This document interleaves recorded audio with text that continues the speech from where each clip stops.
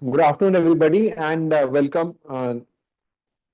Good afternoon, everybody, and welcome to the MedEClasses Journal Club. And today we have going to discuss about some very interesting journal articles, which are relevant not only from the current scenario but also from a futuristic perspectives.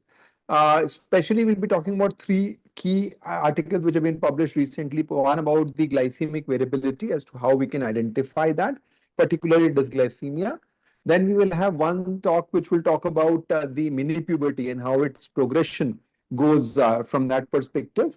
And we will also focus on some other journal articles which are going to focus about different aspects about the once weekly PTH, which we'll talk about briefly, and also about course of congenital hypothyroidism, which will be discussed. So these are very, very relevant, and articles will be posting the links also, which you can get the articles through from that.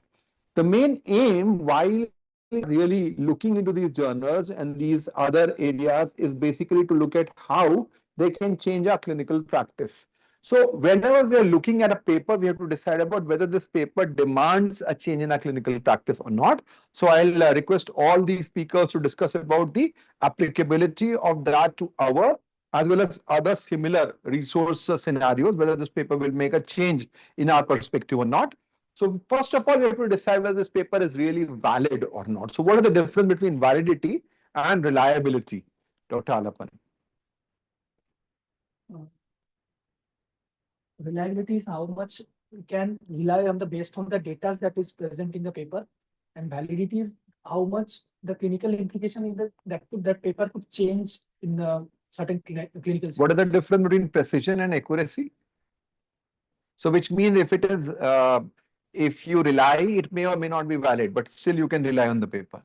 No, sir, the other way around. It is valid. We can rely on that. Yes. But the reliability depends on the whether the paper is valid or not. So what is the reliability then? Reliability is basically repeatability. If you do the same measurement 10 times, 9 times you get the same answer, it may be a wrong answer. That will be repeatability, reliability, or precision. So when you say validity, it is the truth that you're really looking at the truth. So accuracy and validity will basically mean that you're looking at the truth. Reliability just means that this person comes 1 hour late every time he comes, he is very reliable, but he is not valid. So validity is more important than just reliability. Every time you are saying this is a horse, when you are actually seeing an elephant, you are reliable, but you are not valid from that perspective. So whether a journal is valid or not. The second major thing to look at, reproducibility is same as the reliability. Repeatability, reproducibility, all that are, these are the same terms as precision. These are all factors of reliability. Generalizability is very important, whether some research which has been there is applicable to everybody. So if somebody does a particular research in some particular ethnic group of different age group, it may not be relevant to our children or children across the globe. So this generalizability also becomes important. Of course, whether it provides us with some novel information from that perspective, and finally, whether that information is going to make a big change in our clinical practice right now. So we are not focusing too much about a lot of pathophysiological changes, which may not have implications now. They may have implications later once those drugs are developed for that or some new tests are developed. We are focusing on clinical practice changing scenarios as to how you will help out. So whether you want to do an extra blood glucose in that perspective, what criteria you want to use in terms of diagnosing mini puberty or around that age group, or when should you think of a permanent hypothyroidism in that regard. So these questions can change our practice from that regards. All of you can go and have a look at our website, learning.growsociety.in, which has got a lot of resources related to pediatric endocrinology. We offer courses including fellowship and diploma programs. We have got multiple sessions which occur, including the PG lecture series, the journal club, and grand rounds.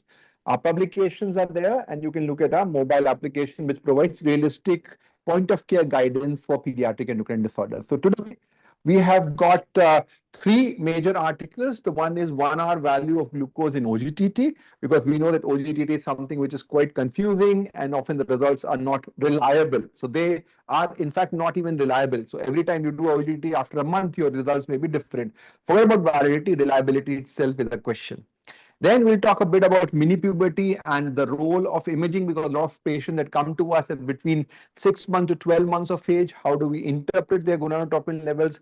How do you interpret their uterine sizes? And then we'll have a talk about congenital hypothyroidism and gland in situ, which is a common scenario. We get an ultrasound showing a gland.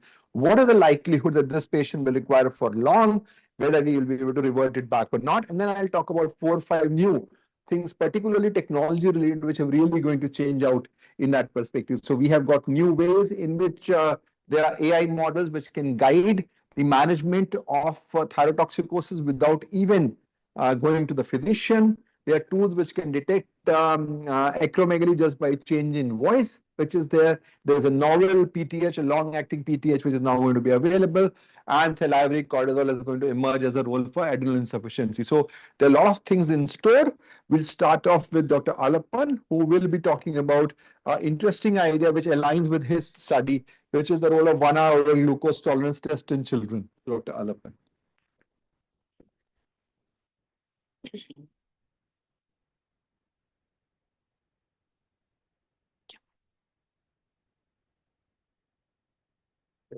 Disconnect.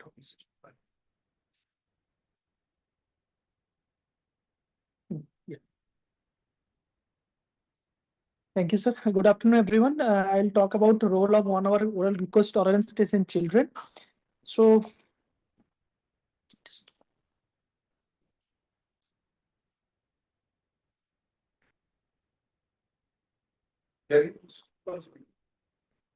when we talk about uh, when we talk about the literature review, the 4 major pillars that Sir has already talked about: the validity, the generalizability, that means whether it is applicable to the general population or not, whether the work is novel or not, and whether it will be changing the practical approach which we are following right now is major important part. In a paper, when we review a paper, we have to look for why this work has been done, what was the background studies behind that paper, how the work has been done, what are the populations, what the studies actually get the result, what was the result of this study, and how it has an impact on the current clinical practice. That is one thing that we want to look in a paper. So I'll talk about this paper. This paper was published in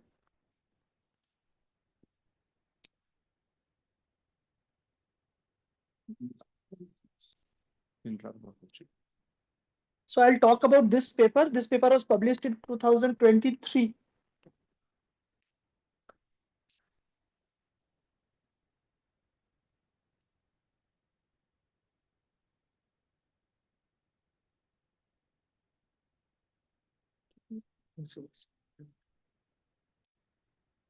This paper was published in SAGE journal in 2023, which which shows a value of 1 hour plasma glucose level during an oral glucose tolerance test in a multi-ethnic cohort of obese children and adolescents. So, what was the need of this paper? Let's go one by one. When we talk about dysglycemia, how to detect dysglycemia is a method of thing in case of children. What are the methods? We know there is fasting blood glucose level, 2 hours OGTT level, and HbA1c. CGM is also a part of that where we can detect about dysglycemia, but not that much validated. But when we talk about these parameters, the fasting blood glucose level, 2 hours OGTT level, and HbA1c, there are some individual fallacies about all of these tests are there. Like in fasting blood glucose level, it can be affected by stress or illness, and there need for fasting at least 8 hours. So that is very difficult in cases of young children uh, and adolescents. When we talk about the 2 hours OGTT, which was taken as a gold standard in the recent also guidelines, but it has a poor compliance because sometimes we have to give the glucose 1.75 gram per kg, and sometimes it causes nausea to the children. That test is a time taking. You have to be staying in the hospital for at least 2 hours, and there is a issue of reproducibility. That means when you do the test repeatedly, the values could be changed in different times. When we talk about the HbA1c, the major data that has been validated in HbA1c about dysglycemia, the prediabetes range 5.7 to 6.4, more than 6.5. HbA1c is not that a good marker as it has been shown previously, because it has lots of individual variability, like non-glycemic factors are there to change the thing. And there are also some racial and ethnic variations. Major data of HbA1c was taken from the adult and is still validated, yet to be validated in children. So in our study, they had taken a pool of children and adolescents who are younger than 18 years of age. It was a multi-ethnic population consisting of various ethnicities. But the major limitation, I believe, in this study was that they had categorized the obesity and overweight on the basis of a CDC growth chart on weight percentage. They had not taken the BMI. Although the BMI of this study, mean BMI was much higher, 32.9, still, I think the basis of the obesity and overweight should be on the basis of a BMI rather than the weight percentage. So what are the CDC criteria for obesity definition? If the BMI percentile is less than 85 percentile, it is normal. 85 to 95 is overweight, and more than 95 percentile is uh, obesity. In terms of SDS, where do you think this 85, 95 will come? No, sir, that is percentile. So when you convert into SDS, how much? We can, if it is, we are taking from the Indian perspective, it is one. No.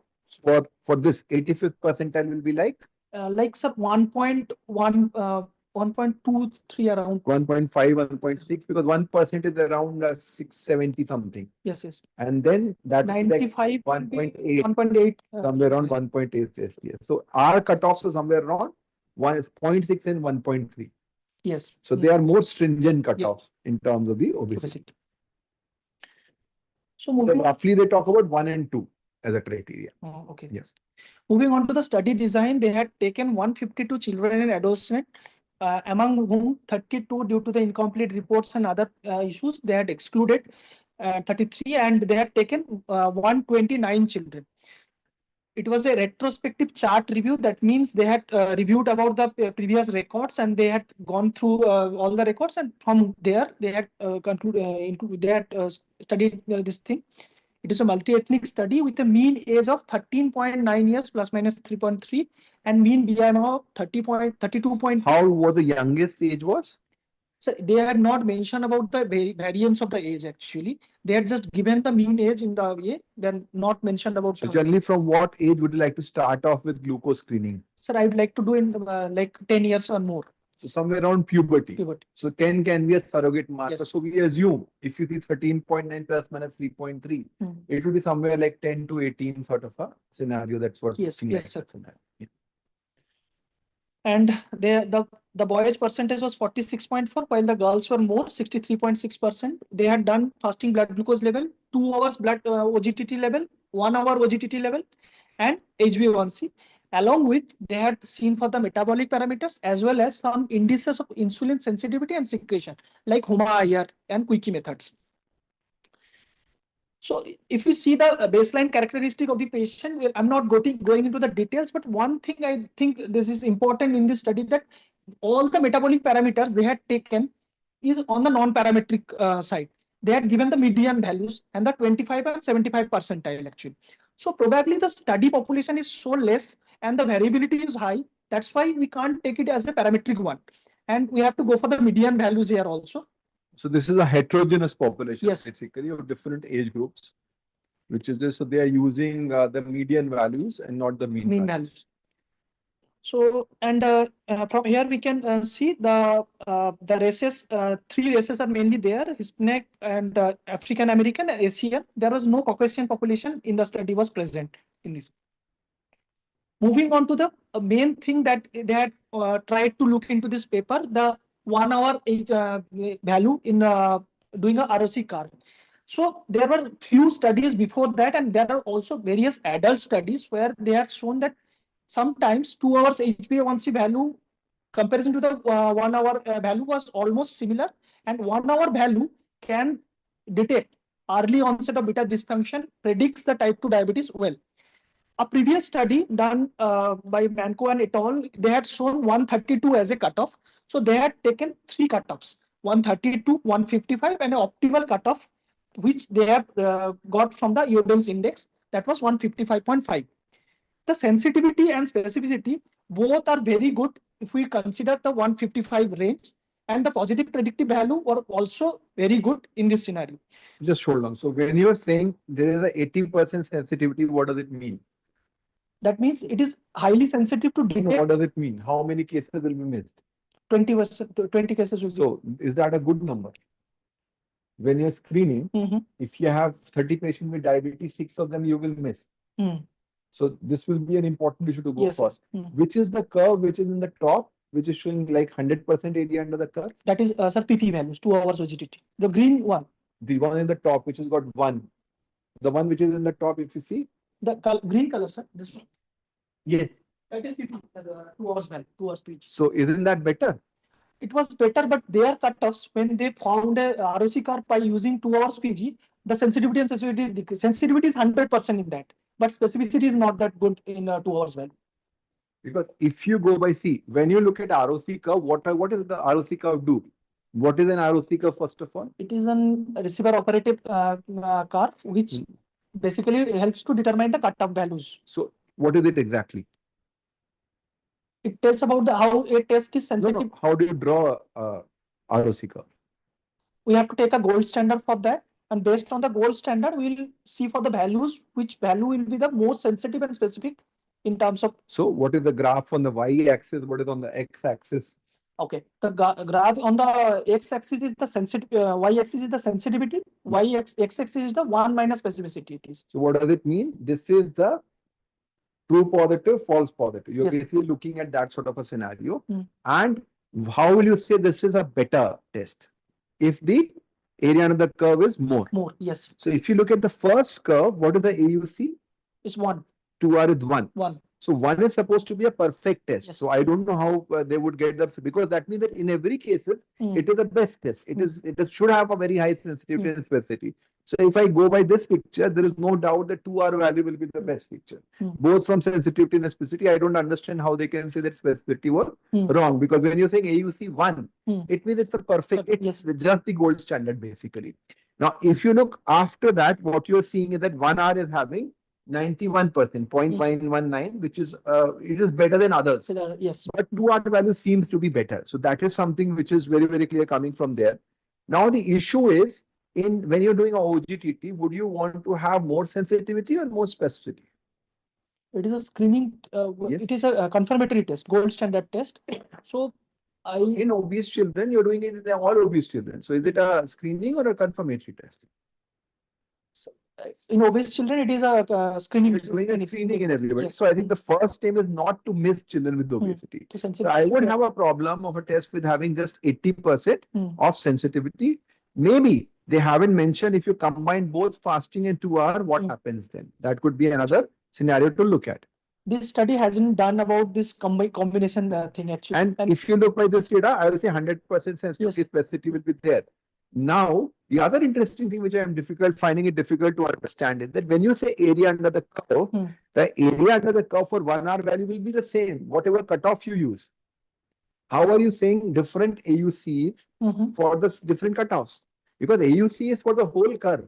Yes. And cutoff is just where you want to use that curve. So if you look at the AUC there, it is mentioning 919. Sir, so this, I don't understand this thing, how they have done that. One more thing I didn't understand about it. When they make a curve about 2 hours PG, what was the gold standard? So there was nothing called gold standard in that. So that is the whole point. So you need to tell us, how do they define? They didn't define about anything, sir, in that paper. Which was the gold standard? How they had taken the gold standard when they are making the 2 hours PG. What it tells us is that they have taken 2R value as the gold standard. Yes, sir. Yes, sir. So then it is a gold standard. Then that of course doesn't make sense. If you take 1 hour as gold standard, then 2R will have a problem. Yes. So I think there are some methodological issues which we have to look at in that perspective. But if I look at this data, I would obviously have to agree that, okay, 155 seems to be reasonable, but I'm not very happy with the sensitivity of 80%, which may not be. That means 20% obese children with dysglycemia. And when they talk about that, this is for diabetes or this is for dysglycemia? This is for dysglycemia. Dysglycemia. So 20% children with dysglycemia are being missed. So that is something. And if you want to increase the sensitivity or specificity, is going down. Yes. So I may be happier than that 88%, because then you can use other tests to make a diagnosis on that. Yes. So if suppose Dr. Sandeep, you have to decide about a test for for diagnosing dyslipidemia, what would be the ideal test according to you? For diagnosis. Yeah. For diagnosis, No, suppose you have an obese child, what will be the most practical way for them to diagnose dyslipidemia? for screening purpose, we will go with a test which is more sensitive, sir. No, that is different. First of all, I'm talking about practicality. So fasting, Fast. HbA1c, 0 hour, 1 hour or 2 hour, which is the best for you or easiest for you? Sir, fasting PP, sir. Fasting and That is not easy, na? So easiest will be HbA1c. sir, PP. The patient is there, you get a HbA1c then right away. So if you go by ease, this 1 hour value and 2 hour value are not going to be dramatically different. You have to do a fasting, you have to give them 75 gram glucose. It's just a matter of 1 hour additional. Yes. And when you are making somebody fast and give them glucose, why not club it with fasting? So single value of 1 hour, I have a bit of a issue from that because it's not adding much to your convenience and you won't interpret it in without doing a fasting level. Yes, sir. If you want to do a single test, that should be a random test like HbA1c. That will be a much better scenario. Carry on. And they had also made a logistic progression, binary logistic progression, where they have shown that more than 155 1 hour value has 55 times more chances of having a abnormal OGTT level. So another part of this study was the insulin sensitivity, where they had taken HUMA-IR as a cutoff, the cutoff of 3.4. If more less than 3.4, the child has taken as insulin sensitive, which was 51 patient, and 71 patient was taken insulin resistant as HUMA-IR was 3.4. And all these insulin resistant patients, the HbA1c was more than 5.7. But the insulin sensitive patients were younger, they were leaner comparison to the insulin resistant component, and they were having a lower 1 hour PG value, though the statistical significance was not given in this paper. So how do they tell then it's lower? Just saying the mean values, 121 versus 148 was the value. Okay.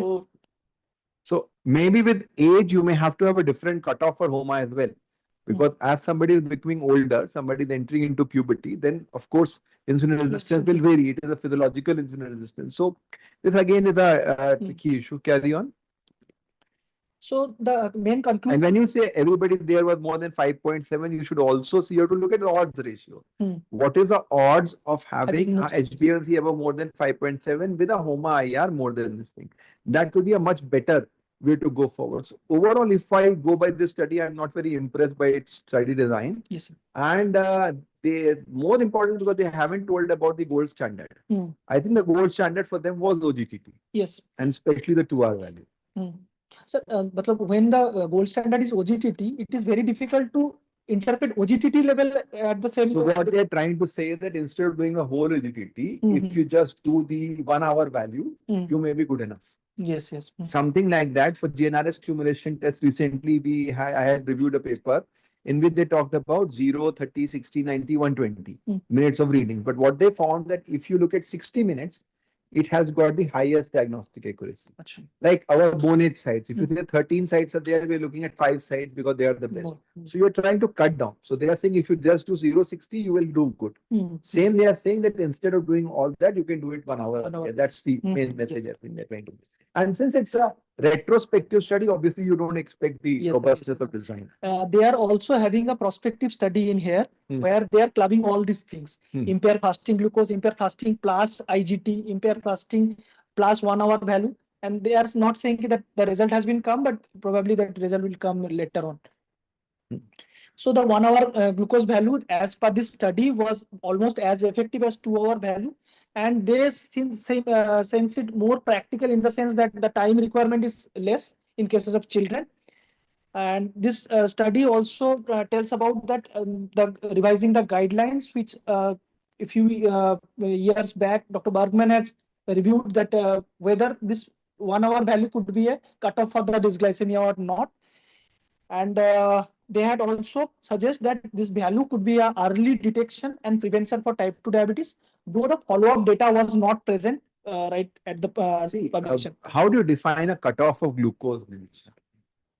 Like how would you say that 1 hour value or 2 hour value of more than 200 is significant and not 180? If you say HbA1c or 6.5 is bad, but 6.3 is okay, how does somebody get to those cutoffs? By multiple people's we sample and get a. So you look at 100 people and you say, okay, how many are above this cutoff? Anybody like the percentile, you were talking about 85th percentile, 95th percentile. But then suppose everybody is diabetic and you do your mean HbA1c is 8.5. Does that mean that now you will use a cutoff of 9? So how do you decide the cutoff of something like diabetes? We can see for the follow-up, sir, whether So the this cutoff are basically looked at is what is going to happen to them 20 years down the line. So you're looking at long-term outcomes and seeing at what point it is going to be bad.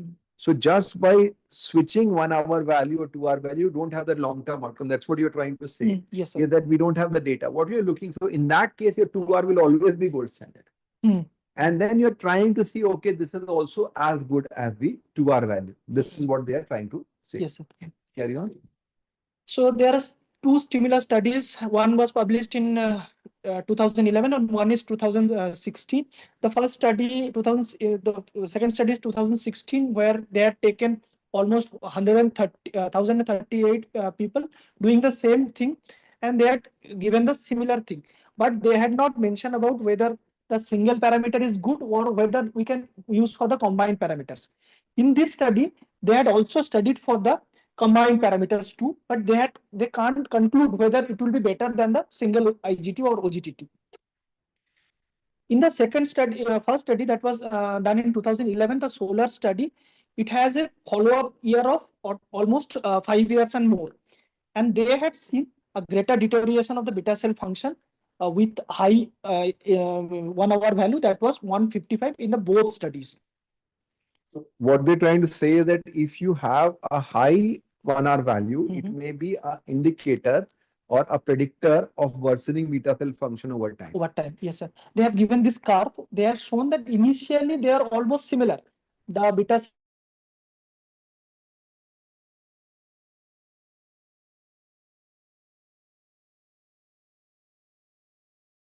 the other. They should also show this about some fasting sugars, HbA1c, 2 hour, then you can say which is a better predictor. Yes, sir, yes. You have to get all the information there.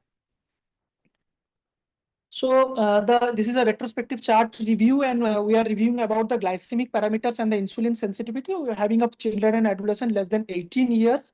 Yes, this thing is done in children and adolescent, and it is feasible. It can be done, but there are some limitations of this study, like follow-up data is not present.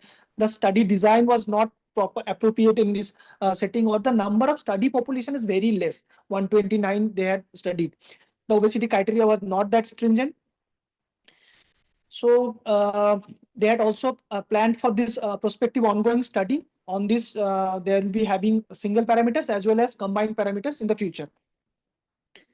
So this 1 hour value of more than 155 is, according to them, was more practical in terms of less time consuming, and it can indicate about the early onset beta cell dysfunction as well as the prediction for the progression to the type 2 diabetes mellitus.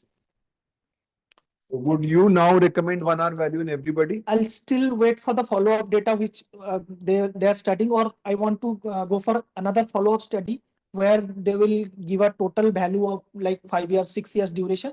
Then if there is also it is predicting ki there is a regression of the beta cell or there is a prediction.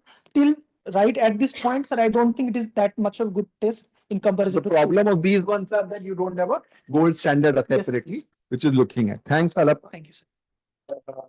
We will now discuss about another very important scenario. A lot of girls come to us with features of early puberty in infancy. And there is a lot of confusion as to what levels should be considered to be normal, abnormal, especially the LH, FSH, and the uterine size. So this is a very good study which has been published in JCEM, recent journal issue. Dr. Sandeep will talk about how ovarian and uterine morphology is there and how gonadotropin levels change in this study. Thank you very much, sir. Good afternoon, everyone. So, in this study,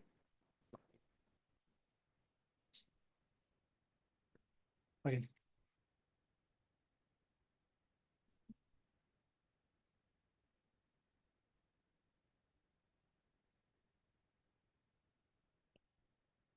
So in this study, we are going to discuss about the changes in the ovarian morphology and uterine morphology during mini-puberty. As we all know, boys and girls both go through a transient period of mini-puberty, which started usually 2 weeks after the birth and lasted up to 6 to 1 year of age. So in this study, basically, they have done it in female infants. Already a lot of studies has been done for male infants. There were limited studies in female infants. So this study is mainly focusing on female infants. So why this study was done? Basically, this is a secondary analysis study. The primary Copenhagen analysis study was primarily done to evaluate the prenatal exposure of paracetamol on the uterine and ovarian morphology. So this is a secondary study. In this study, they are trying to assess the association of uterine and ovarian morphology by ultrasound versus the circulating levels of reproductive hormones. They have also provided age-related normative values for uterine and ovarian morphology. So this study was done in Copenhagen University Hospital in Denmark between March 2020 and January 2022. Inclusion criteria: white, healthy pregnant women with no diabetes and thyroid disease with a body mass index of 18 to 35. They were included. And exclusion criteria: multiple pregnancies, females with gestation diabetes and thyroid disease, preterm babies less than 37 weeks, postterm babies more than 42 weeks of gestations, and infants with serious illnesses were excluded. In this study, there were three times the patients were examined: during the first trimester, then during the third trimester ultrasound examination, and the infants were then subsequently examined at 3 months postpartum during the peak of mini-puberty. So initially, they examined 689 female families, out of which 589 families completed the follow-up. And in this 589 follow-up families, 302 female infants were selected for the secondary analysis. So this was the maternal and infant characteristics. The mean age of mother at delivery was 33.6 years, and the mean birth weight of the female infants was 3.4 kg approximately. Weight at examination was 6.259 kgs, and length at examination was 63.3 centimeters. How the study was performed at a mini puberty, like they have examined the patient at 3.4 months, that is 106 days of age. All infants underwent height and weight measurements. Subsequently, the breast tissue was palpated, and whether it is present or not, it was subsequently the diameter was measured by a dial caliper. Parents were asked about the history of vaginal bleed before the examination. Trans-abdominal ultrasound was performed by a single examiner to avoid the bias. And in trans-abdominal ultrasound, they performed the sagittal length, the transverse length, the AP diameter, endometrial thickness were assessed. And for ovarian morphology, they have seen the ovarian volume, and along with that, number of follicles between 2 to 4 mm and number of follicles between more than 5 mm. And subsequently, blood sampling was done during the same visit. So in blood samples, they have taken AMH, LH, FSH, progesterone, estrone, estradiol, or testosterone, androstenedione. So blood sampling was attempted in all 302 patients, but was subsequently done in only 89% of the patients due to other technical difficulties. And the statistics was done with Pearson's and Smearman correlation coefficient. So this was the heat map in which we can very well see there was a positive correlation between the AMH, inhibin B, and estradiol values for the breast tissue development, endometrial thickness, uterine volume, and ovarian volume. And there was a negative correlation for the same with FSS. So what does it mean? So they wanted to say that this was just basically a cross-sectional study, sir. So during that time, they wanted to say that estrogen was having a positive correlation with the uterine volume, ovarian volume, and the follicle. If you had higher estrogen, higher AMH, higher LH, you will have more likely to have a breast development and uterine growth. Yes, sir. Yes, sir. But FSH, you said there was an inverse relationship. They wanted to say that the negative inhibition has started acting, sir. They wanted to say. So if the FSH is more, what does it mean? You said FSH, you said one thing in particular. The FSH had a negative correlation, sir. They wanted to say that this is a cyclic pattern of mini puberty, and the study was done only cross-sectionally at one time, sir. So at the highest uterine volume and ovarian volume, the FSH was low due to negative inhibition. So by that time, and then things become. Again, it will be a cyclic pattern. So if you have a higher FSH, it means that you still don't have enough estrogen in the body. Yes, sir. So what is the correlation between FSH and estrogen? FSH and estrogen, sir. FSH and estrogen. Negative correlation there. Negative. 0.06, not negative, nearly zero. 0.157, negative. Minus 0.01. Minus 0.157. Yes, sir. So, which is significant, which means that if you have higher estrogen, your FSH is coming down. Yes. Okay. They wanted to say that the negative inhibition pathway has started during mini puberty only. Later part of mini puberty Yes. is characterized by inhibition. Initial FSH should be high when estrogen will be going out. Then it will cause a negative. But they have done it only in 3 months. Everybody is 3 months. If they had done, it's not possible. You can't do it every week. So if they had done a sequential study in the same person, then you will know at what time LH went up or which came down. So what they're trying to say is that there will be girls in different stages of maturation. Everybody will not be the same. So in some cases, you will have higher FSH. In some cases, FSH is going down, which means already negative feedback is starting to happening. So that's what they're trying to do in this cross-sectional. So it's a difficult study design, but they have done this thing. So do they have normal ranges also? They have given normal ranges for uterine and ovarian morphology, sir. What about the gonadotropin levels? They are not mentioned, sir. Okay, carry on. Same, they have mentioned about the total follicle count and the follicles between 2 to 4 mm and more than 5 mm. They have shown a positive correlation between the estrogen, AMH and inhibin B, and again the negative correlation with FSH. So if you think about it, it's very clear. So if you have got more follicle, you'll be producing more AMH. Yes, sir. You'll be producing more estrogen, Yes, which sir. is likely. And then when you have more estrogen, your FSH will come. Yes, sir. So what they're trying to say is that, so what causes mini puberty? What is mini puberty basically? Mini puberty is basically activation of HBG axis during the initial What causes it? due to inhibition of due to So what is the ovarian function throughout antenatal period first? it is quiescent. The endocrine part is Yes. present, but just before the delivery, you start producing some amount of, there is antral follicle and some estrogen becomes. Yes, sir. Then the levels come down and then they start to rise, which is because of lack of inhibition. Yes, lack of inhibition. And then after some time, there is some new mechanism which is developed by the body, which says, okay, this child should not enter into mini puberty. And that's why it gets suppressed and it becomes low and it's quiescent till the time you have got this. So one of the most important mechanism to stop this would be to develop a negative feedback mechanism, which is going to avoid that. So we know that mini puberty is seen predominantly in humans and some of the higher primates, but not in others. So what happens in other animals is that they will have puberty and they will carry on that. So why do you think humans need a mini puberty? Like why do we cut down that puberty? If you look at any other animal, except for let's say chimpanzees or higher primates, they will have puberty and then it will stop and they will again have puberty later on. But if you talk about dogs or other animals or rats or something, they will suddenly go into puberty.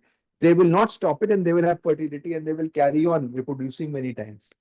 Growth of So development, growth, because the human infant will require much more.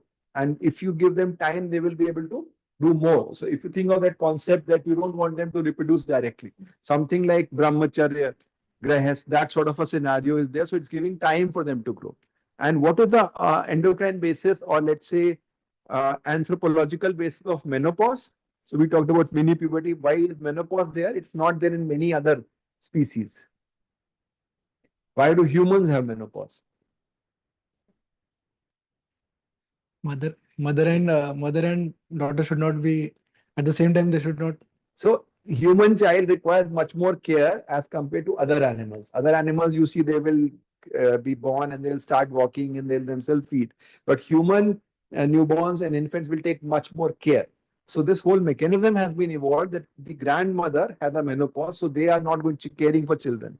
So they can together take care of the child. So these two concepts provide us opportunity, one, for infants to get more time to grow and to learn new things, and then they also get time to be cared by the two generations in that sense. So the mini puberty, what basically ends mini puberty is when you have the negative feedback.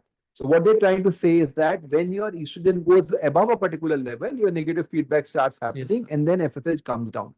So decrease in FSH is the first marker of end of mini puberty. This is what they're trying to say. Carry on. So these are the normative values they have shown for uterine as well as ovarian morphology. So at the time of examination, that is at 106 days, the sagittal length of uterus, the mean is 25.2 mm.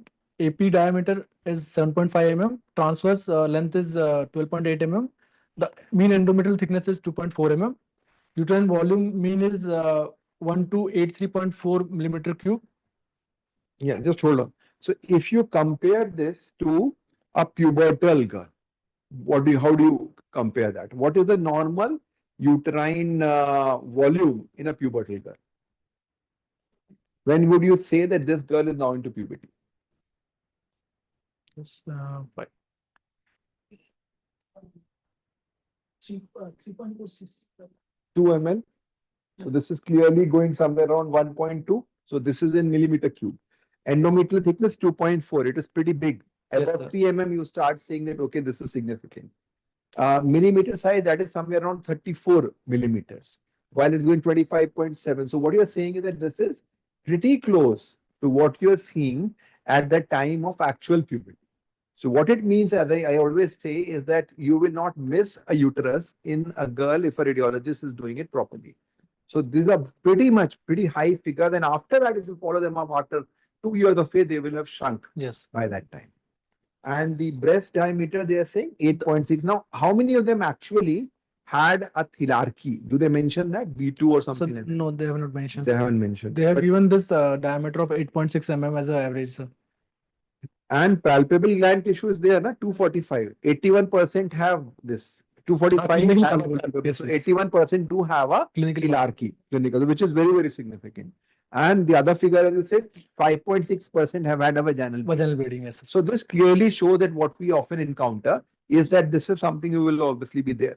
So what I'm trying to say is that do not do unnecessary ultrasounds in the first 6 months of life, because then you will find these sort of figures of endometrial thickness 2.4 mm and size of uterus big. You will get confused whether this is something which requires intervention right away. Now, better would be if they had done another reading maybe at 6 and 9 months. That is something which would have given us just the ultrasound, maybe not the hormones. We would have known much more about the morphology and how much the size decreases. Yeah. Carry on.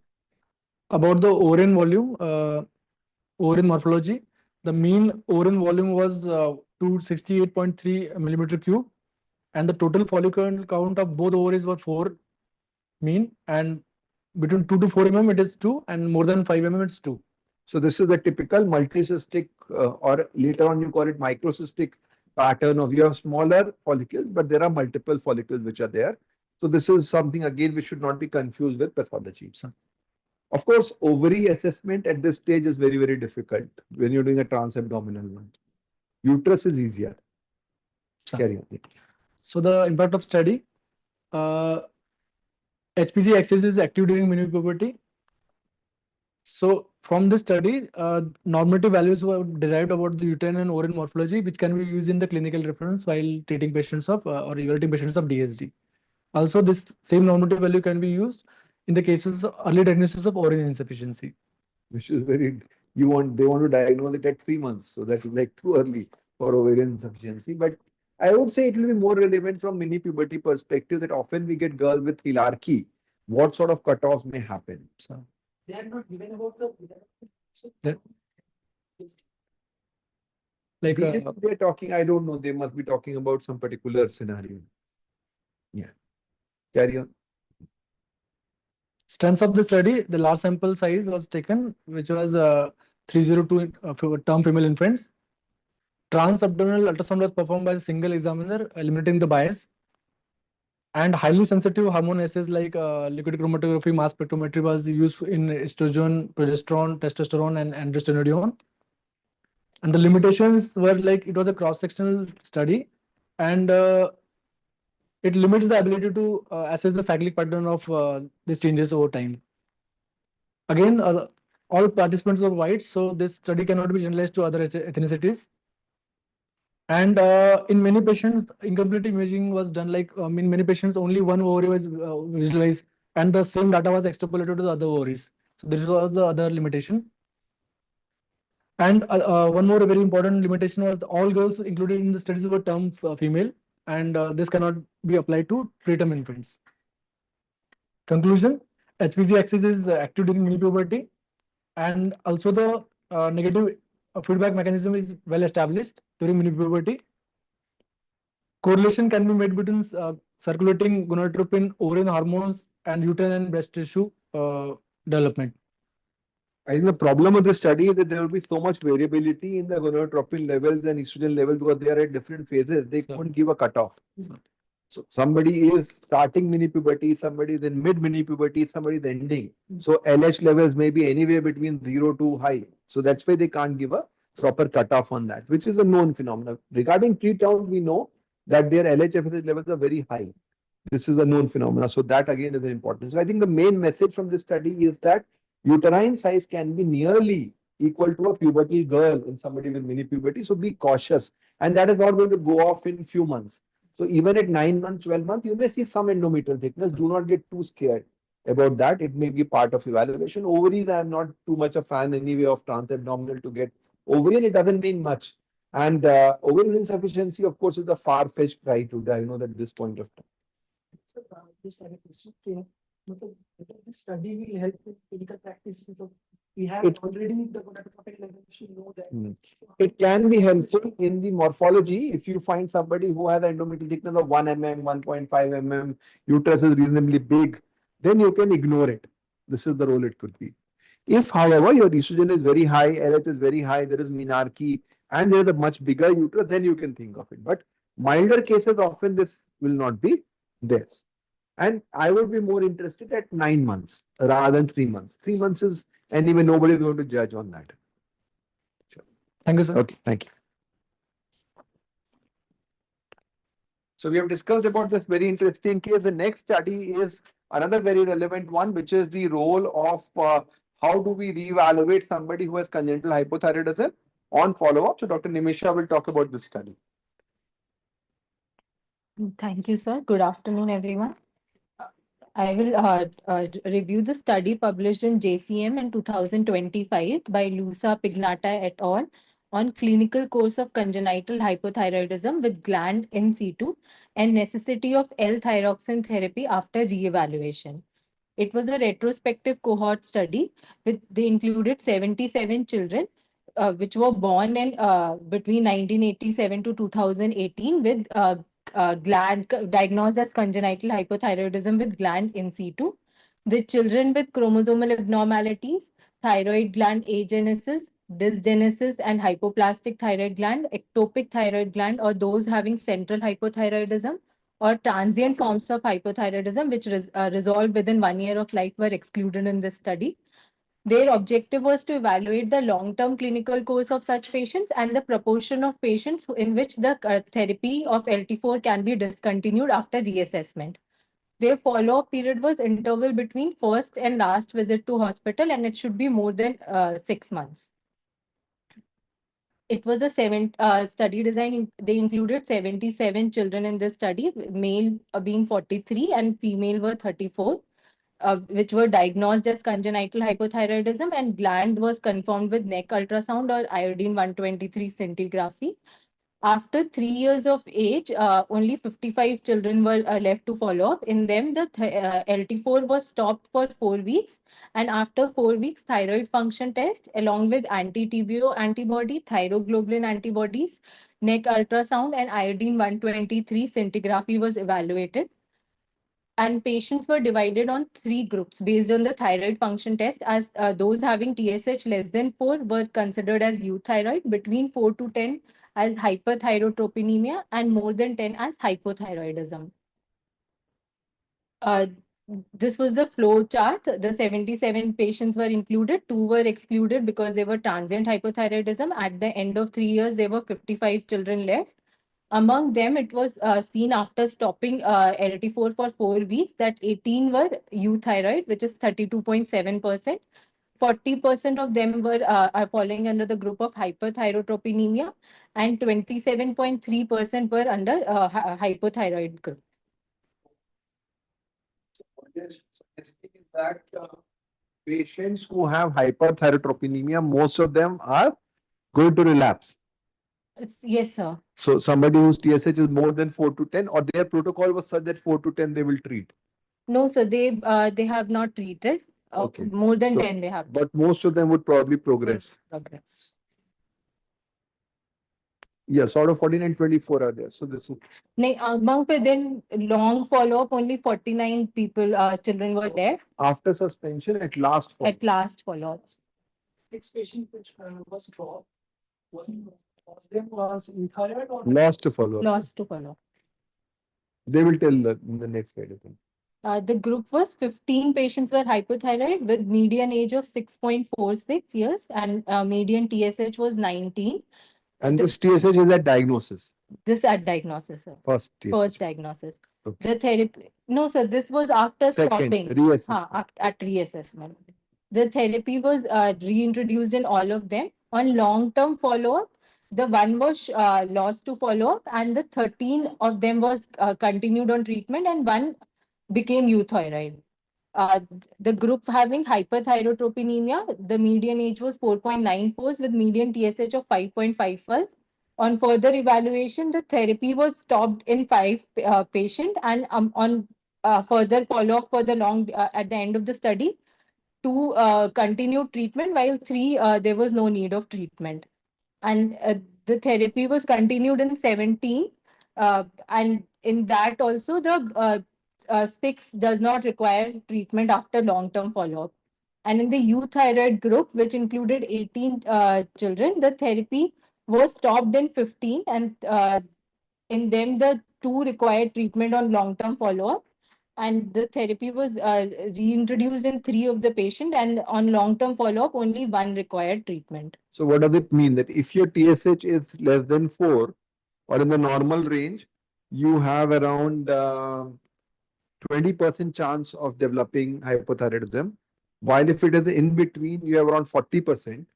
While if it is really more than 10, it is like 90%. So it's just a gradient in that perspective. So what it tells us that even if you are labeling somebody as euthyroid, you should keep on following them up on that regard. So what was the gap after stopping treatment? When did they recheck the thyroid? After 4 weeks. 4 weeks. So it may have been a bit early.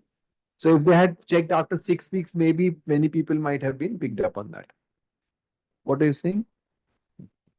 At the end of the study, the only 49 patients were left, which were they classified for the easy transient congenital hypothyroidism and into permanent congenital hypothyroidism. Transient one were those which in which the LT4 was stopped for 6 months and they remained euthyroid. The median age of stopping the LT4 was 6.6 years and median duration they remained euthyroid was also 6 years in their study. On comparing the parameters of permanent congenital hypothyroidism and those having transient, there was no difference between sex, birth weight, or gestational age at birth. However, the neonatal first serum TSH was higher in permanent congenital one compared to transient. And TSH at clinical re-evaluation, that is after stopping the therapy at 3 years of age, was also higher in permanent group. And the LT4 dose before last trial of the therapy was also higher in the permanent congenital hypothyroidism group compared to transient. So what this study basically tells you that if you have a primary hypothyroidism, which is eutopic thyroid, neither ectopic nor dysgenesis, you have a 50% chance of recovery, which is a very, very big number. Did they exclude dysharmonogenesis at all? Because they didn't mention about dysharmonogenesis. So this means they are assumed dysharmonogenesis. So if you have a eutopic thyroid, you have a very high chance of remission. I would not give much importance to 31 versus 53 because you will not, how will you decide? There's an overlap also. So people who had permanent had an initial TSH of 12 also. So you can't use that as a cutoff. Similarly, the dose also somebody was only 0.87, so you can't use. So what it tells us is that if you have anybody who has Utopic thyroid with congenital hypothyroidism, you should give a trial or discontinuation. Maybe 4 weeks is not good enough. You should have given for 6 weeks. But this is the message. Meaning that the group which had higher TSH at initially and the therapy, the treatment dose was higher before stopping, was I know. usually permanent. But there is not much discrimination. I don't think there will be a p-value which is significant. If you see there is so much overlap. So 0.87 to 3.64, it doesn't make any sense. 0.57, so what cutoff? I would be more interested if they tell me that if your dose is less than 1, you can stop. But there is nothing like that. Similarly, if they told me that if the TSH is less than 20, then you can stop. That is also not there. So it is just a trend that they have found, but you can't use that clinically. Which means everybody, you should try to stop. Because people who have had much higher values of 150 also, and people who had a LT4 dose which was 2.2 also recovered. So this is something you need to be clear. So which means that probably you should give a trial to everybody, at which we do as part of our protocol. This is the box and whisker plot showing the same thing. The group, So if you see there is no difference between and these are all overlaps. LT4 daily dose, neonatal TSH, everything is there. Obviously, TSH after clinical evaluation, you have classified them as such. So the best marker, if you want to know, is the TSH after stopping. And maybe if you had given 6 to 8 weeks, it will be even better. A few patients of them went into perchlorate discharge test. The total iodine organification defect was found in 2 patients and they remained hypothyroid and continued treatment till the study was being done. And those having partial iodine organification defect have mixed outcome. 1 was hypothyroid, 3 have hyperthyrotropinemia, among which 2 became euthyroid and 1 had developed thyroid autoimmunity, so was continued on treatment, and 3 remained euthyroid. The conclusion of they made from the study was that LT4 therapy is not always permanent in congenital hypothyroidism with gland and C2. 49% of their patients were able to discontinue therapy with normal thyroid function.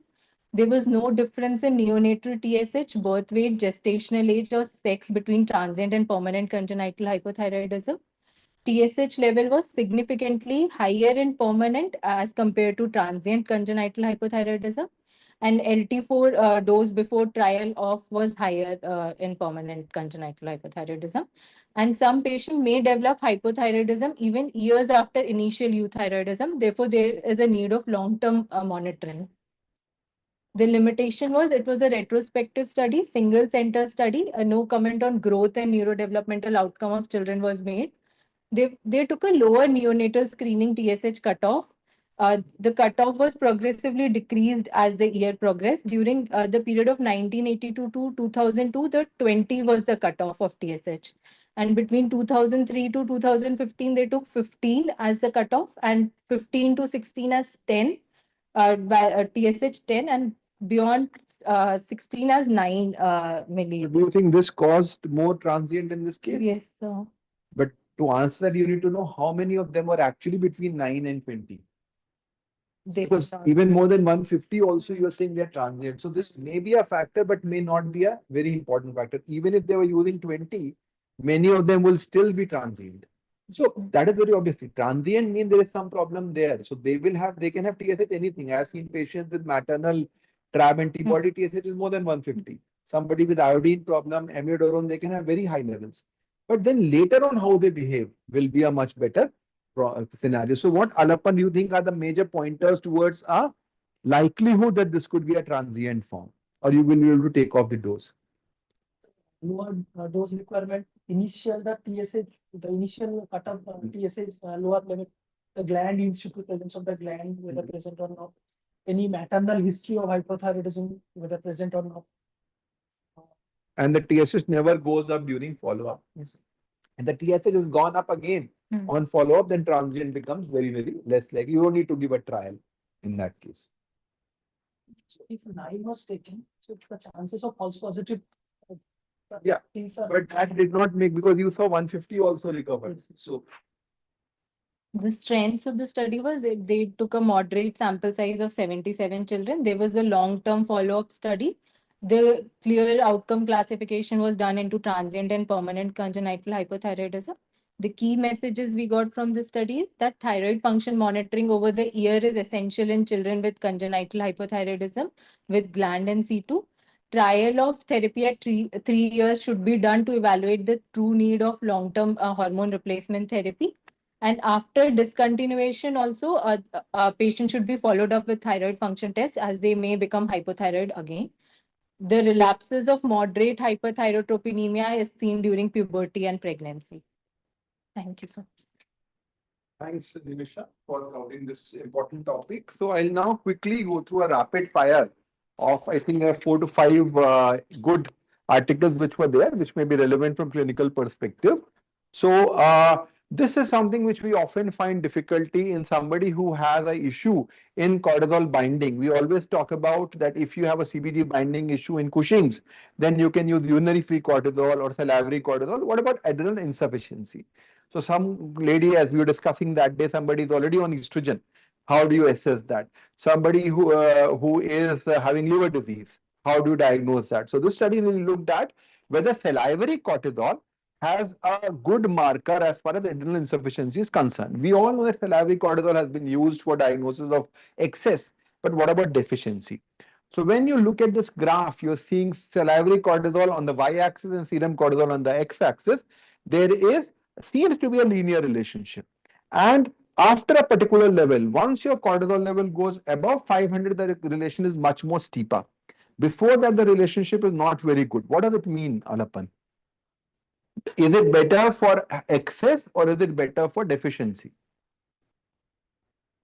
The graph is much steeper beyond 500 nanomoles per liter. So it will give you a better picture for excess, but for deficiency also it is linear. The other important thing to remember is that on the right hand side with those triangles, they are talking about females who are on estrogen. So there this serum cortisol is going bizarre. You're seeing much higher levels of serum cortisol while the salivary cortisol is not going up. So what this means is that somebody who is on estrogen, or if somebody has CBD excess or deficiency, salivary cortisol will be good correlate, not the serum cortisol. And this is something which they wanted to do. So when they did a synactin stimulated salivary cortisol, and they found that it was a reasonable tool with 87% sensitivity and 85% specificity. So this is a tool which can be considered in somebody who has a problem in terms of cortisol binding. So we can now think of salivary cortisol also not only for cortisol excess, but also for cortisol deficiency in that perspective. The second study is about interesting, it's not more of a phase 1 trial, but just as an update that we know that parathyroid hormone is being used for treatment of hypoparathyroidism. The problem there was that it's a daily injection, and daily injection causes a lot of fluctuations. Levels can go up and down. So now we have a once weekly PTH, which has already been developed. And this is basically a replacement therapy, mainly acting via the fatty acid binding, something like detimir, which was acting via the fatty acid binding, and those things were there. And then peptide was gradually released. So once weekly PTH also has come up, and its pharmacokinetic pharmacodynamic profile is also similar to daily PTH. So again, probably we are from growth hormone to GLP-1 analogs, we are now looking into parathyroid also once a week preparation, which is there. A very interesting study which could be relevant from a clinical perspective is what really is a normal CGM analysis. We all talk about time in range, 70 to 180. We talk about 70% and other parameters. But what do normal people have in terms of glycemic index? And this is the variability in which they did a study in around over 1,000 children, 1,000 individuals, not really children. 560 were normal. 463 were pre-diabetic and 152 were diabetic. And we can see clearly that there is a variation in terms of the profile. So what they defined is that somebody who has normoglycemia, they're spending less than 1% of their day in levels more than 180. So you can have occasional readings going above 180, but it's only 1%. And around 3 hours a day in between more than 140. So this is the normal variation. So time in range, if you look at 70 to 180, will be 99% in the case of a normal individual. So you can't use 180 as a cutoff. You can use maybe a lower cutoff. For pre-diabetes, this figure becomes 3 times. So they are spending 3% of their time above 180, while they are spending nearly double their time above 140 compared to a normal individual. Then the curve really steeply increases when you talk about diabetes, of course. You're talking about a huge increase of 13 times increase in more than 180. So this is a good way to look at. So the 6.3 hours, which basically mean what? Somewhere around 30%. So 25 to 30% time in above range, which is normal. So I think this is very helpful. What are your perceptions on this? If you use 180 as a cutoff, how much time do you think? 99% in your study, patients are within the range, 99%? And so this is pretty much, I think, similar to our experience as well, that when we are looking at CGM, and this is something which you can look at. What about those who had pre-diabetes? What about those who had diabetes? How much was the correlation which was there? So this is something which is there. So how many of them have time above range, do you think? In my study, there are few cases where they're just 1% or 2%. So not more than 20%. And most of them will have abnormalities in other parameters as well. Yes, sir. So this is something to remember, that now this could be a tool to look at what really normoglycemia is. And when we look into the mean value, we can see, of course, normoglycemia are going much on the left side and diabetes is going on the right side. Their mean value is 130. Normal individual mean value is 106. So if you want to use a single mean parameter, 106 is a average, 114 is the median value of glucose in a normal individual. While for diabetes, it becomes 151. And when we look at the peak value, it goes to 199, 212, and 274. So of course, there's a big variation there. So these are the figures we can think of in terms of using. It's a good study to follow up from that perspective. Now, this is another very interesting study in which they looked at ways in which they can cut down on physician visits based upon clinical parameters. And this is an AI-based model, which is looking at how do we change the doses of carbimazole without visiting the doctor. So they've developed a lot of AI things, and they looked at so many parameters. If you look at, they will be much, they like the TSH dose, how much the TSH has changed, how much the T4 has changed. So based upon that, so if you go by a decision tree, so what is the difference between a decision tree and an AI decision? So we have got a decision tree based decision and we have an AI based decision. So what is the difference there? So clinical decision taken is. So decision tree is basically, if your FT4 is more than this, TSH is less than this, you decrease by 10%, something like that. But if you look at AI, it is looking at multiple parameters, which it has already decided by itself, not you have told them. While decision tree, you will tell, okay, if you have this, you do this. Here, they have looked into so many parameters and then they decide that, okay, this case, maybe you should not increase the dose, maybe you increase the dose. And what they found was that it is very good and it may reduce the number of visits per se. So I think when we talk about AI, often this is for the dose for carbimazole, this could happen for short stature evaluation, this could happen for dose of insulin. So I think we should count our days as to how long we will be surviving, because then AI will be doing anything. So this is a good study which has been published. And what they really found out were that the errors in the follow-up patients were more as compared to new ones. But I think with time, they can evolve the technology. So now AI is going to make decision about things. And this could be something which we have to find it challenging in that perspective. This again is a very interesting study, was a voice analysis as biomarker of acromegaly. So if you want to screen somebody with acromegaly, they thought that if you look at their voice, it is different. And when they looked at these data, they found that compared to control, the scoring of acromegaly patients were different. So what they did was they developed an AI model which can then tell you that, okay, just by the voice, whether you can diagnose acromegaly or not. So now we are looking at something which has got a huge data sets. So when you say CT, you're looking just as a radiologist will be looking at few things in CT. But AI will take a look at everything in CT and then it will try to decide, okay, does this correlate with encephalopathy? Does it correlate with something else?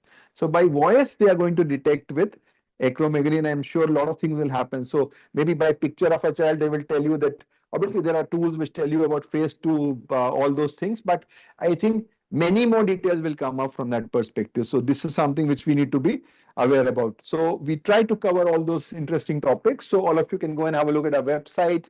our courses, our publications, our app, and we will continue to have more sessions like that. So we'll take, if there are any particular questions which are there.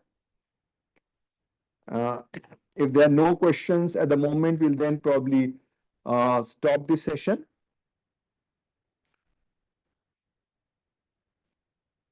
So if there are no questions, so we'll continue and we'll be posting these articles as well as these publications soon on our YouTube channel. And we'll thank all of you for patient hearing, and thanks Dr. Alappan, Dr. Sandeep and Dr. Nimisha for this wonderful discussion.